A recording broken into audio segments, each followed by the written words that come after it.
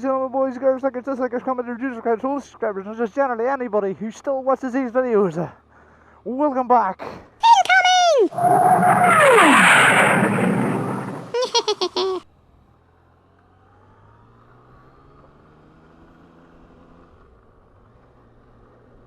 Welcome back, ladies and gentlemen. It's still bloody sunny, so it is really. So I was watching the Paddy Outback, the Gorilla Biker, and at the time I think it was Hippo-Drone. We're all in a live stream that Paddy was doing, and one of the topics was when you're doing long commutes or long, say, traveling. Which do you prefer? Was it a hotel, camping, or B&B, or you know? Where do you prefer to stay on the journey? Are you a hard ass? Do you like the camping? Or are you slightly more fragile than others and you go in the B&B? And if you're full snowflake, you go to a hotel. With having done loads and loads and loads and loads and loads of mileage, I have pretty much done all three, and that is, well, no, sorry, I've only done two, and that's stay in a B&B and a hotel. Now, the Edinburgh Bike Show, I did stay at a hotel. I stayed in a Hilton, or Hampton by Hilton, and it was fucking nice. Really, because there was no camping, I don't think. But the trip I took in August last year to the Lake District, I stayed in B&Bs. Now, I could have camped. I will stipulate that I could have camped, but it meant carrying a tent and a sleeping bag and a hell of a lot of stuff. And I didn't want to. I didn't know what the weather was going to be like, and for me, staying in a tent, it doesn't have to be great weather.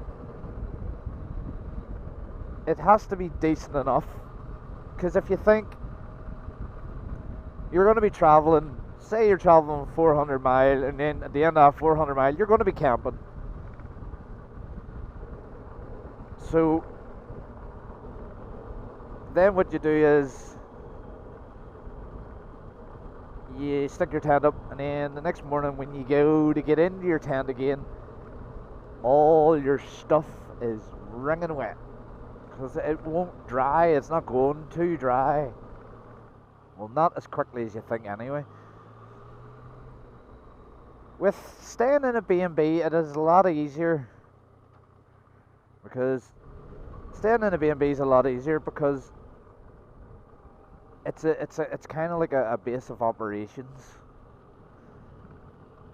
and that's the way I use it. I use it solely as a place to dump my gear, get warm if it has been dry, or get warm if it has been dry, get warm if it's been wet, and dry out my stuff.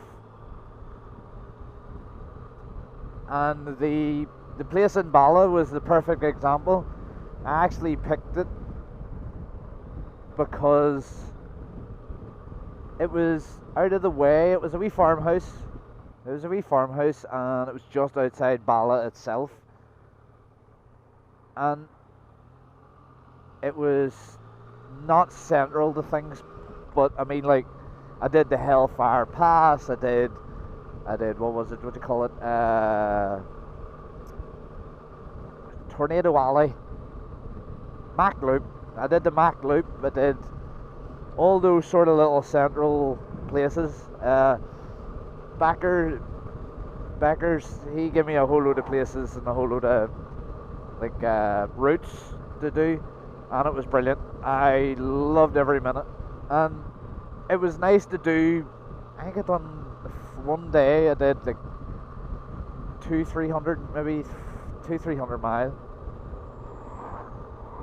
And that was driving down from the Lake District down to Bala itself, and then up to the Mac Loop. So at the end of that day, I wanted to go to bed. I really did want to go to bed, and the next day, up bright and early, tried to avoid something, up bright and early and attacked the day, had my breakfast, lovely breakfast, and then was straight out. I done Hellfire's Pass down to the lake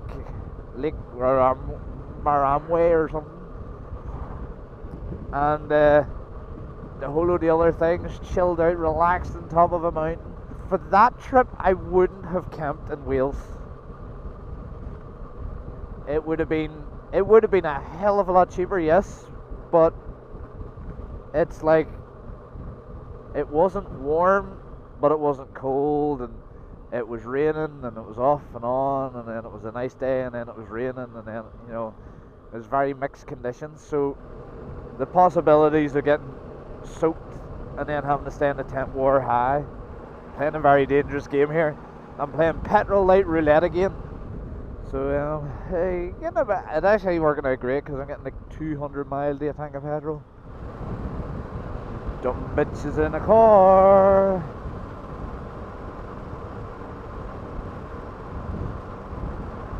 Where you go?